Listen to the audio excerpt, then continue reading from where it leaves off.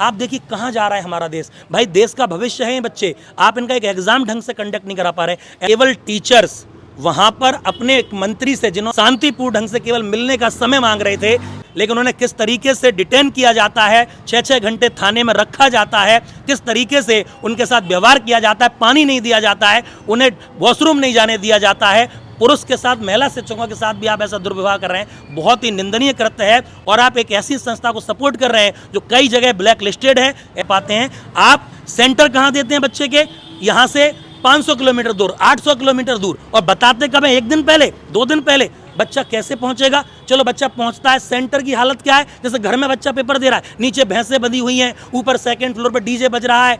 Mouse कहां से लाए आप लोग? आज से 50 साल पुराने माउस किसी बच्चे का ठीक से काम नहीं कर रहा, कीबोर्ड काम नहीं कर रहा।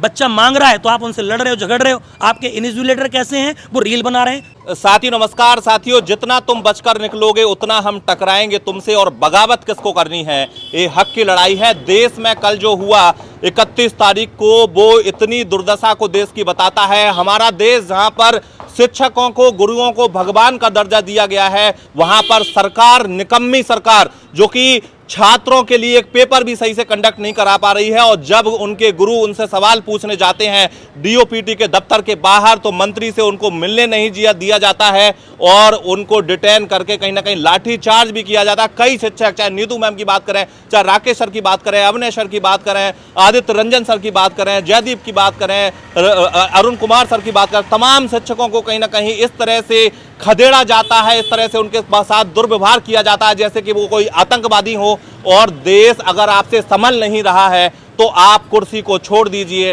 इस तरह से छात्रों के भविष्य को बर्बाद मत करिए, क्योंकि वो माता पिता जो अपने बेटे को पढ़ाते हैं, वो अपने खून पसीने की कमाई से पढ़ाते हैं। वो जो टीचर उस बच्चे को पढ़ाता है, वो एक सुनहरा भविष्य उसके परिवार को देता है ताकि वो उसका सिलेक्शन हो और अपने परिवार के परिवेश को वो बदल पाए। लेकिन आप लोग क्या कर रहे हैं? आप जो कर रहे हैं वो कल पूरे देश ने देखा। हम ग्वालियर में हैं और हमारे साथ तमाम छात्र छात्राएं मौजूद हैं जो कि अपने परिवार की स्थिति को सुधारने के लिए, खुद के सुनहरे भविष्य को गढ़ने के लिए, क्योंकि इनके पास पैसे नहीं है। पैसे होते तो ये अपना धंधा खोल लेते, अपना बिजनेस कर लेते, लेकिन वही मध्यम वर्गीय और गरीब परिवार के बच्चे हैं जो कि अपने परिवार का आधार बनना चाहते हैं, माता पिता को सुनहरा भविष्य देना चाहते हैं। लेकिन ये सरकारें, निकम्मी सरकारें भाई भतीजाबाद में टेंडर देती हैं और ब्लैक लिस्टेड कंपनी को टेंडर दे देती हैं। हमारे साथ अभिषेक सर मौजूद हैं, ग्वालियर में हम हैं, तमाम शिक्षक, तमाम वो छात्र छात्राएं मौजूद हैं। सर क्या कहेंगे, कल का घटनाक्रम कहीं ना कहीं देखा कि कहाँ देश जा रहा है?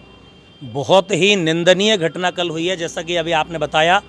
बहुत ही खराब कृत्य इस सरकार और पुलिस प्रशासन के द्वारा किया गया है, क्योंकि केवल टीचर्स वहां पर अपने एक मंत्री से जिनको उन्होंने ही चुन के भेजा है, इस मामले को जो एसएससी कर रही है, जो गड़बड़ियां हो रही हैं, उनको संज्ञान में लेने के लिए, केवल उनको बताने के लिए, उसको उस चीज़ को अवगत कराने के लिए वहां पर पहुंचे थे।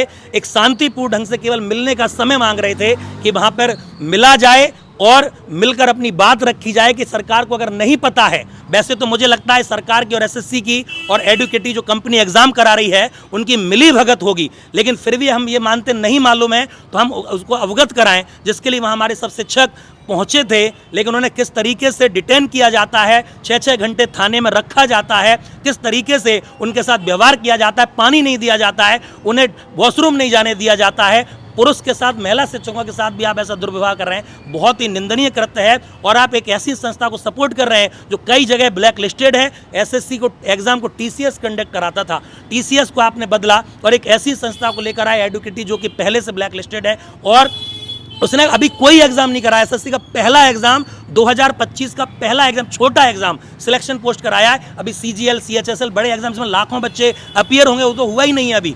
उस छोटे से एग्जाम को आप नहीं करा पाते हैं। आप सेंटर कहाँ देते हैं बच्चे के? यहाँ से 500 किलोमीटर दूर, 800 किलोमीटर दूर, और बताते कब है? 1 दिन पहले, 2 दिन पहले। बच्चा कैसे पहुंचेगा? चलो बच्चा पहुंचता है, सेंटर की हालत क्या है? जैसे घर में बच्चा पेपर दे रहा है, नीचे भैंसें बंधी हुई हैं, ऊपर 2nd फ्लोर पर डीजे बज रहा है। ऐसे माहौल में बच्चा एग्जाम देगा। माउस कहाँ से लाए आप लोग? आज से 50 साल पुराने माउस किसी बच्चे का ठीक से काम नहीं कर रहा, कीबोर्ड काम नहीं कर रहा। बच्चा मांग रहा है तो आप उनसे लड़ रहे हो, झगड़ रहे हो। आपके इन्विजिलेटर कैसे हैं, वो रील बना रहे हैं, सेंटर से रील वायरल कर रहे हैं अपनी। ऐसे आपके लोग जो वहाँ पर निरीक्षक हैं, अधीक्षक हैं, जो चेक कर रहे हैं। आप देखिए कहाँ जा रहा है हमारा देश। भाई देश का भविष्य है ये बच्चे, आप इनका एक एग्जाम ढंग से कंडक्ट नहीं करा पा रहे। एसएससी का एक छोटा सा पेपर आपसे नहीं हो रहा। एक बच्चे का सेंटर आप यकीन नहीं करेंगे, अंडमान है, बच्चा अंडमान निकोबार जाएगा पेपर देने।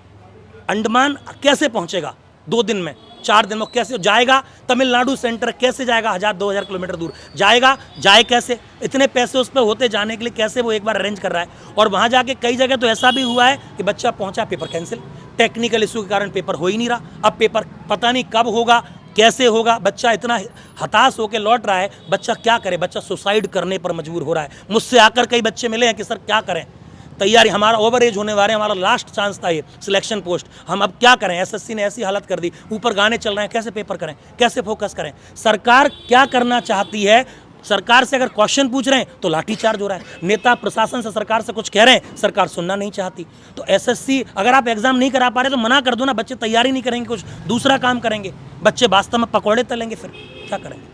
आपको बता दें कई टीचरों के हाथ भी टूट गए हैं इस लाठी चार्ज में, लेकिन सवाल वही है कि ब्लैक लिस्टेड कंपनी को कब बैन किया जाएगा। और इस प्रकार आप डिजिटल इंडिया की बात करते हैं, कई मैंने देखा कि कई जो लाठी चार्ज करने वाले पुलिसकर्मी कह रहे थे हमारे ज़माने में तो ऐसा पेपर होता था, हम ऐसे ही जाते थे। तो फिर क्या खाक आपके देश ने तरक्की करी है? क्या खाक आपका देश विश्वगुरु है जब आप छात्रों को एग्जाम ही नहीं करा पा रहे हैं? हमारे साथ ग्वालियर का एक छात्र है जो कि एग्जाम देने गया था, उससे बात करेंगे कि उसने किस प्रकार की कहीं ना कहीं परेशानी को हमें भुगता है। क्योंकि छात्रों का ये कहना है कि घटिया क्वालिटी के कंप्यूटर, घटिया क्वालिटी का कीबोर्ड, घटिया क्वालिटी का माउस और घटिया क्वालिटी के सेंटर कहीं ना कहीं उस कंपनी ने दिए हैं, जिसके बाद कहीं ना कहीं जिसकी जितनी निंदा की जाए उतना कम है। क्या नाम है आपका कहाँ सेंटर था और कब पे एग्जाम था? जी मेरा नाम दिव्यांशु भार्गव है। एग्ज़ाम मेरा 25 को था और इंटीमेशन मुझे 24 को आया कि आपका कल एग्ज़ाम है, आप सेंटर पर रिपोर्ट कीजिए। सेंटर मेरा भोपाल पड़ा था। सेंटर तक पहुंचना भी काफ़ी चैलेंजिंग टास्क था। बस में बैठ के जैसे भी मैं पहुंचा, शाम को मेरा एग्ज़ाम था। एग्ज़ाम शुरू होने के बाद में जब बच्चों ने हंगामा किया है तब रफ शीट उन्होंने अवेलेबल कराई है। जब बच्चे चिल्लाने लगे कि अब रफ शीट दे दो, रफ शीट दे दो, तब उन्होंने रफ शीट दी है। पेन की क्वालिटी ख़राब, माउस की क्वालिटी ख़राब, स्क्रीन फ्लिकर कर रही है उनकी, कोई सुनने वाला नहीं है। आपका एग्ज़ाम चल रहा है, आपको देना ही पड़ेगा। आप इतनी दूर सेंटर आए हो एग्ज़ाम देने के लिए तो वो देना ही पड़ेगा, सुनने वाला कोई है नहीं। साथियों आपको बता दें सीधा हम आपको यही बता दें कि अब छात्रों की, शिक्षकों की, सभी की मांग है कि एसएससी की कंपनी को, एग्जाम कराने वाली कंपनी को बदला जाए। और पेपर लीक की जो प्रोसेस चल रही है, बार बार हर राज्य में पेपर लीक हो रहे हैं, उन पर रोक लगे। अगर रोक नहीं लगेगी तो कब आपके पैरों के नीचे से ज़मीन खिसक जाएगी, शायद देश का युवा आपको बता देगा। तो ज़रूरी है कि आप समय पर संभल जाएं और इन एजेंसियों को भी कहीं ना कहीं सख्त हिदायत दें कि आगे सही से काम किया जाए और प्रॉपर एजेंसी को ही जो टेंडर है वो दिया जाए।